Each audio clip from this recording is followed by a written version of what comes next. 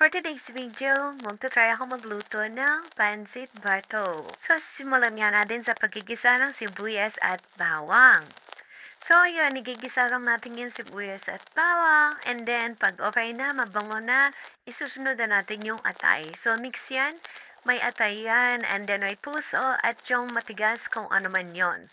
So, ayan kasi mas mura yan pagka-mix siya. Pagka-atay lang, medyo mas mahal siya. So, mas pinili ko na lang yung mix sa palengke kasi mas mura siya ng konti sa pure na atay lang. So, ayan, mix, mix, mix lang hanggang sa maigisa natin siya ng maayos.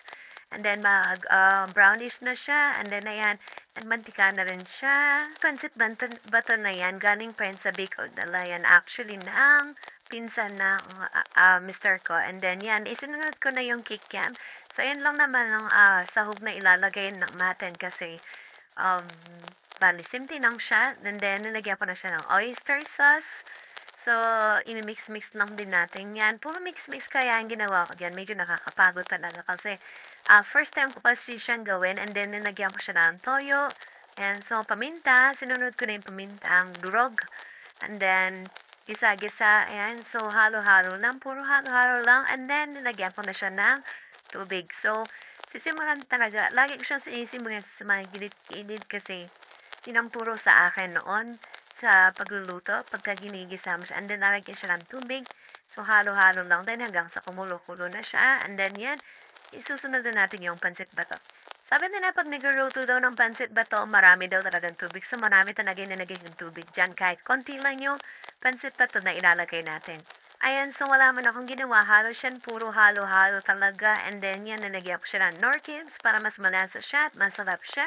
So far, nasarapan naman yung mister ko dyan. And then, nalagay ko na yung carrots and yung cabbage. And then, yan. So, mix lang.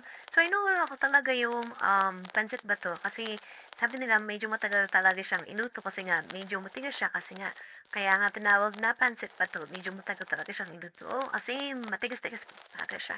So, yun nga, totoo nga, medyo matigas talaga siya. Medyo matagal ko siyang iniluto paulit-ulit. At ayan, so minekos-mekos ko lang yan ng minekos-mekos. So far, nagustuhan naman siya ng mister ko at masarap naman daw. So, masaya na ako doon. And then, yan. So, yan yung isa sa mga hinanda namin. O, yan, charan! Ayan, so, yan yung nilalagay ko na talaga siya. At napakasarap yan talaga, promise. Kahit simple lang yung mga nilagay ko na mga ingredients siya, napakasarap niya para sa mister ko. Kinain niya talaga yan hanggang kinabukasan. Yan, kita niya. Ah, ang try niyo na yang iluto. So, yan. Ang pancit bato version ko. At ayan na siya. Tcharan! Diba? Ang sarap tignan. Pero masarap talaga siya. Kahit na simple lang yung pagkakaluto niya. So, i-try niyo nang iluto yan. Bye!